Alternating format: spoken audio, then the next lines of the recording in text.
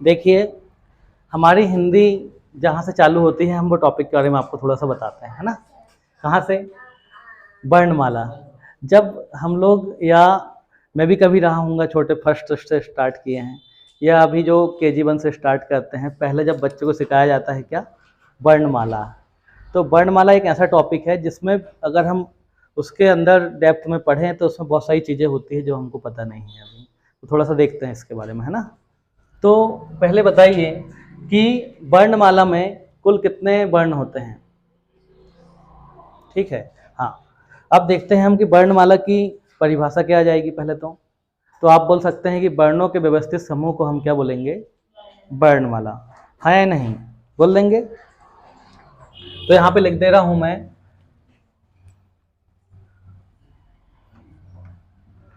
वर्णों के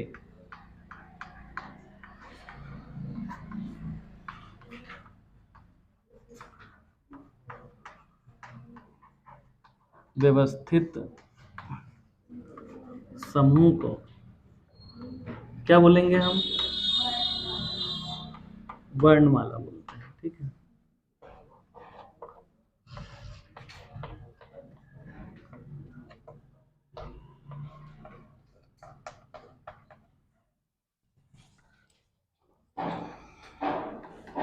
या हम दूसरे शब्द में कह सकते हैं कि किसी एक भाषा या अनेक भाषाओं को लिखने के लिए प्रयुक्त मानक प्रतीकों के क्रमबद्ध समूह को हम वर्णमाला कह सकते हैं। ठीक है ना। तो आप बताइए, जो हमारी हिंदी भाषा है, हिंदी भाषा की लिपि कौन सी है? देवनागरी है ना। और देवनागरी के बारे में हमने आपको बताए भी थे। ठीक है ना। तो हम अब बात करते हैं कि इसमें क्या होते हैं। अपने वर्णमाला में स्वर होते हैं, व्यंजन होते हैं। तो स्वर होते हैं कितने? 11, है ना। व्यंजन होते हैं हमारे कितने? 33। मगर उसमें भी और कुछ चीज़ें होती हैं, जैसे अमहा क्या हो जाता है? आयोग बहा। उस उसमें व्यंजन होते हैं, हाँ या नहीं? फिर आपके उसके बाद देखिए, द्विगुण व्यंजन हो जाएंगे और संयुक्त व्यंजन होते हैं। तो हम एक एक करके चर्चा करेंगे, जो कि आपसे बहुत अच्छे से बनेगा, है ना।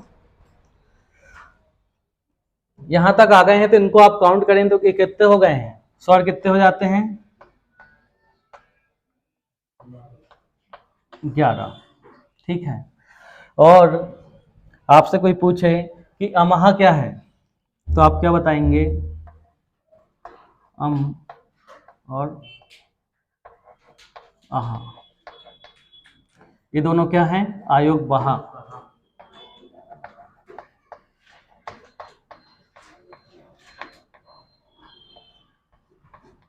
ठीक है ना। अब हम कहाँ से चालू कर रहे हैं? व्यंजनों के बारे में बता रहे हैं आपको।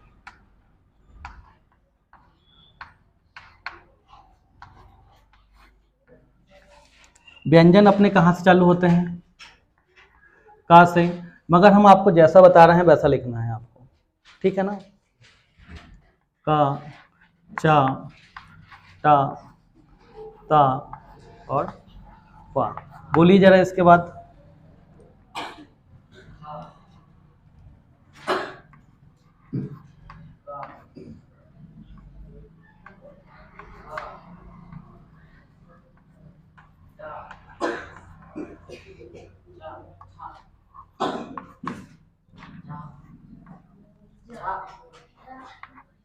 बोलते जाइए। चा, छा, झा, या। जा भूल गए हैं आप, है ना। जा आपने बताया नहीं, तो जा आएगा ना यहाँ पे। राजवीर बोलेगा। राजवीर आप बोलते जाओ।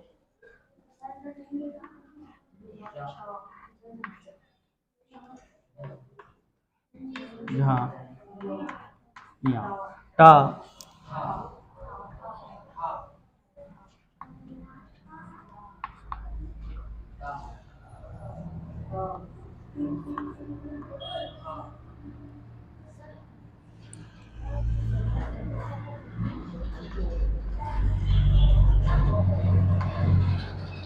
ता के बाद क्या जाएगा?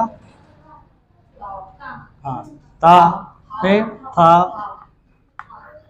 दा दबात का,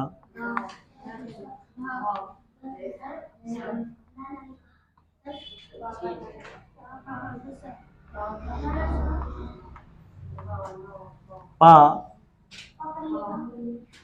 फा,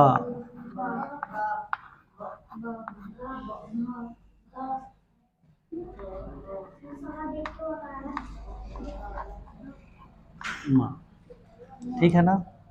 उसके बाद देखिए क्या आ जाएगा यहाँ पे, या, रा, ला, वा। ठीक है ना। फिर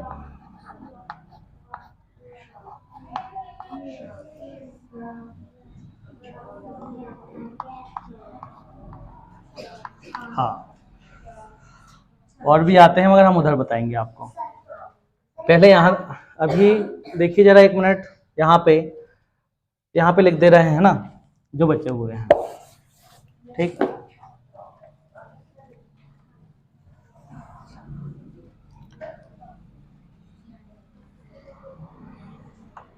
छा, त्रा, स्रा। ठीक है ना,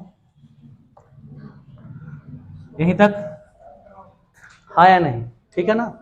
अब हम बात कर रहे हैं, मैंने इस प्रकार से क्यों लिखा हूँ आपको भी समझ में आएगा। मैं आपको बताना चाह रहा हूँ कि स्वर कितने होते हैं, व्यंजन कितने होते हैं, आपके संयुक्त व्यंजन कितने हो जाएंगे, ऊष्म व्यंजन कितने होते हैं, अंतस्थ व्यंजन क्या हो जाता है, आयोगवाह क्या होता है, ये सब बताना चाह रहे हैं हम आपको, है ना। तो आप देखिए अगर हम यहाँ से चालू करें तो आपके कितने हैं स्वर, कितने हैं 11। स्वर कितने हैं बताइए 11, व्यंजन 33 हो जाएंगे। और आपने लिख दिए हैं आयोगवाह। आयोगवाह कौन कौन से होते हैं,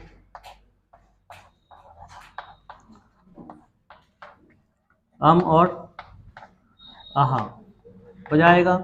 इसके बाद मैं यहाँ पे बता रहा हूँ आपको, देखिए या, रा, ला, बा जो है आपके वो क्या हो जाएंगे, अंतस्थ व्यंजन हो जाते हैं। ठीक है ना, लावा, है ना, इसको आप बोलेंगे अंतस्थ व्यंजन।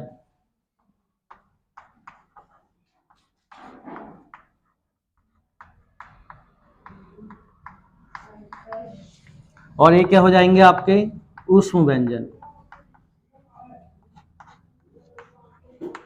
ऊष्म व्यंजन ये वाले जो आपके ऊपर लिखे हुए हैं ये हो जाएंगे संयुक्त व्यंजन।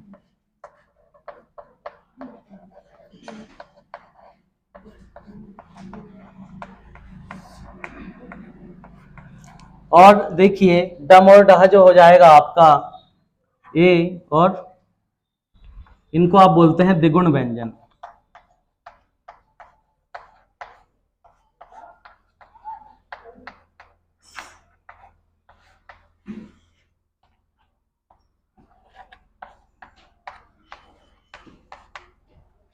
ठीक है ना,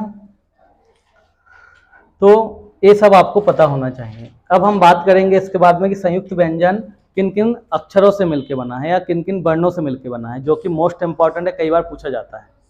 ठीक है ना, इसको ही क्लीन कर दें हम। स्वर कितने हो गए 11, व्यंजन कितने हो गए हमारे 33, आयोगवाह आपको पता है अमाहा, और द्विगुण व्यंजन पता चल गया, अंतस्थ व्यंजन पता चल गया, ऊष्म व्यंजन पता चल गए हैं। ठीक है ना।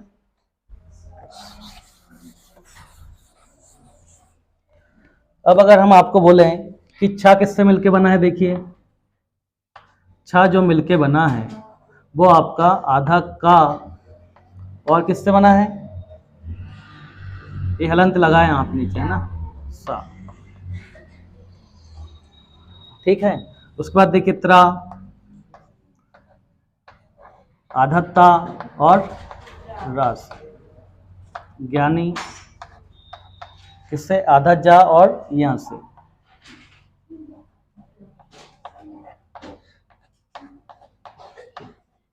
फिर कौन सा बच रहा है, स्रा, ये किससे मिलके बना है, आधा सा, सिटी वाला सा और रस। ये चीजें आपको याद रखना है ना। ठीक है, हम आपको बताना चाह रहे हैं, एक कॉम्पिटिशन एग्जाम तक में पूछे जाते हैं और हमको वहां पे समझ में नहीं आता कि ये किससे मिलके बना हुए हैं। ठीक है ना, तो याद रखेंगे कि नहीं सब लोग आप। इसके बाद कुछ होता है अनुनासिक और अनुस्वार, उसके बारे में बता रहे हैं हम आपको, ठीक है ना। अनुनासिक और अनुस्वार,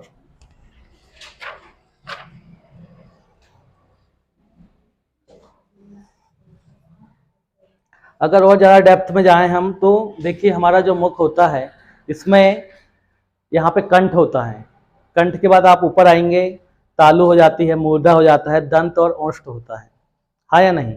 आप कंठ से कौन सा स्वर निकलता है, व्यंजन निकलता है, उसकी बात भी हम कर सकते हैं, ठीक है ना। इसके बारे में हम आगे एक और वीडियो बना देंगे जिसमें आपको पूरा पता चल जाएगा, ठीक है। कंठ में आपका निकलेगा आ और बड़ा, ठीक है ना। और उसके बाद चलेंगे हम तो देखिए तालव्य से निकलेगा आपका तालु से ई और बड़ा ई, ठीक है। आपका ओठ से क्या निकल जाएगा ऊ और बड़ा ऊ, ठीक है। ऋषि निकलेगा हमारा मूर्धा से, मूर्धा से, मूर्धा जो होता है हमारा ये हमारी टंग के जस्ट ऊपर साइड वाला एरिया होता है, ठीक है। और ए जो निकलता है हमारा कंठ और तालु से निकलता है, कंठ तालव्य बोलेंगे उसको, ठीक है। और मैं बताना चाह रहा हूँ फिर जो लास्ट वाला है आपका ओ और जो औ है कंठ ओष्ठ से निकलेगा, ठीक है। या बताएं कि आपको थोड़ा सा बता दें, इसको क्लीन कर देते हैं ना।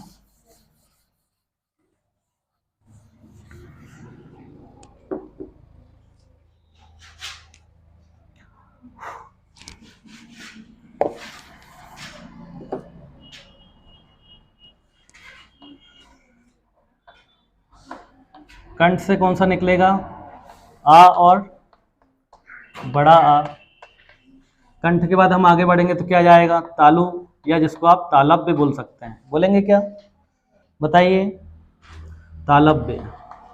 क्या निकलेगा इससे ई और बड़ी ई। फिर हम किस पे जा रहे हैं ओष्ठ पे,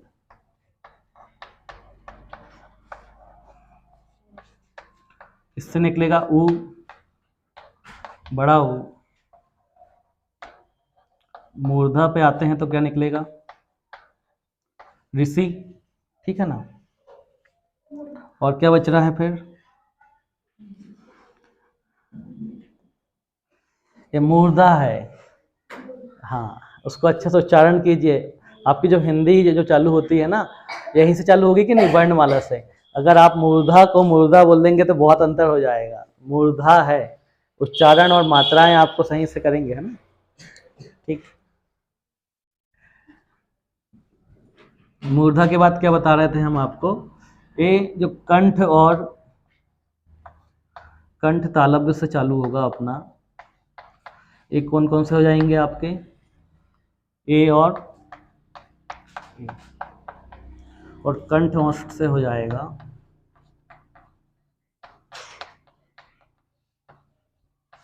कौन सा बच रहा है ओ और आओ, ठीक है ना। ये चीजें नोट कर लीजिए, मोस्ट इंपॉर्टेंट है ना।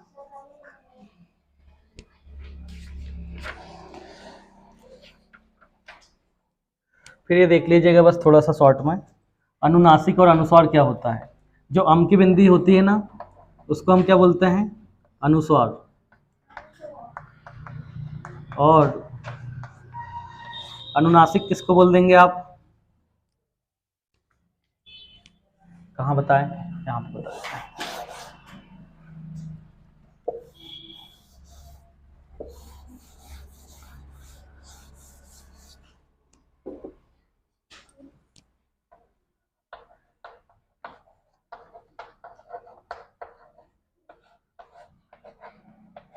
अम की बिंदी जो होती है, और अनुनासिक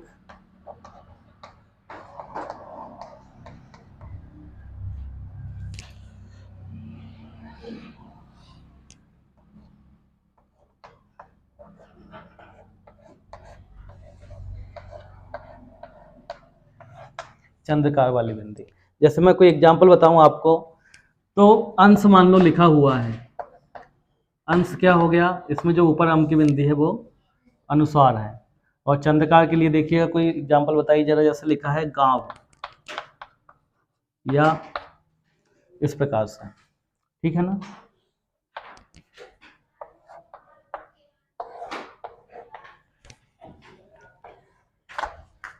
ये आपको याद रखना है, ठीक है ना। वर्णमाला पे अगर और डेप्थ पे जाएंगे तो और भी बहुत सारी चीज़ें हैं, मगर हम आज के लिए इतना ही रखेंगे, ठीक है। हाँ या नहीं बताइए। और जो भी अपने चैनल्स के माध्यम से जुड़े हैं, आपको हिंदी वाले फोल्डर में और भी वीडियोस मिल जाएंगे, है ना।